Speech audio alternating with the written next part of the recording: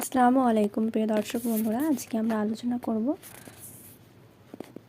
বিলাল বিন রাবাহ রাদিয়াল্লাহু তাআলা আনহু সম্পর্কে। বন্ধুরা, আমরা অনেক দিন যাবত ইসলামের পথে এই চ্যানেলের মধ্যে অনেক কিছু আপডেট দেওয়া সম্ভব হয়নি। তো এখন থেকে রেগুলার বা নিয়মিত আপনারা ভিডিও দেখতে পাবেন ইনশাল্লাহ।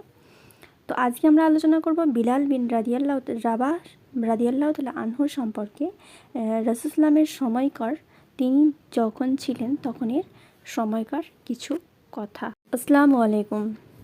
বিলাল বিন রাবাহ রাদিয়াল্লাহু তাআলা আনহু। বিলাল বিন রাবাহ কে ছিলেন?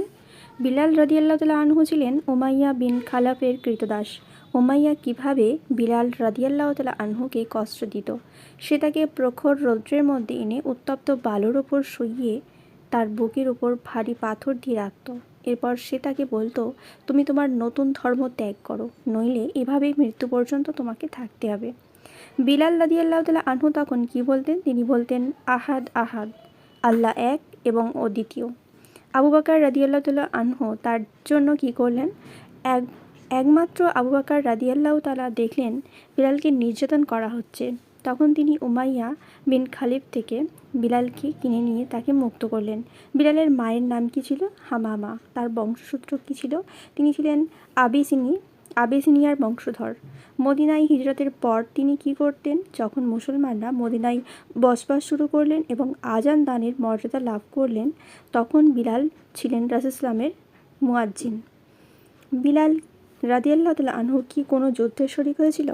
হ্যাঁ, তিনি ছিলেন একজন সাহসী যোদ্ধা। রাসূলুল্লাহ সাল্লাল্লাহু আলাইহি ওয়াসাল্লামের জীবদ্দশায় প্রায় সবগুলো যুদ্ধেই তিনি শরীক হয়ে যুদ্ধ করেছিলেন। তার মালিকের কি পরিণতি হয়েছিল? বদর যুদ্ধে তাকে হত্যা করা হয়েছিল। আব্দুর রহমান বিন আওফ রাদিয়াল্লাহু তাআলা আনহু তাকে বন্দী করে, কিন্তু বিলাল যখন দেখল তার অত্যাচারী নিষ্ঠুর মনিব, তখন তিনি লোকদেরকে বললেন কে তাকে হত্যা করেছে। ইয়াসির কে? ইয়াসির ছিলেন আবু জাহেলের কৃতদাস। সুমাইয়া কে ছিলেন? তিনি ছিলেন ইয়াসিরের স্ত্রী। আম্মার রাদিয়াল্লাহু তাআলা আনহু কে ছিলেন? আম্মার ছিলেন ইয়াসির ও সুমাইয়ার একমাত্র ছেলে। আবু জাহেল তাদের সাথে কি করত? সে দিনের বেলায় তাদেরকে উত্তেজনার মধ্যে রাখত এবং নিষ্ঠুরভাবে মারধর করত। যখন রাসূলুল্লাহ তাদের পাশ দিয়ে যেতেন এবং দেখতেন যে তাদেরকে নিষ্ঠুরভাবে মারা হচ্ছে, তখন তিনি তাদেরকে কি বলতেন? তিনি বলতেন, হে ইয়াসিরের পরিবার, ধৈর্য ধারণ করো, জান্নাত তোমাদের জন্য অবধারিত। ইয়াসির ও সুমাইয়ার উপর নির্যাতনের ফলাফল কী হয়েছিল? আবু জাহেলের নিষ্ঠুর মারধরের কারণে তারা শহীদ হয়েছিলেন।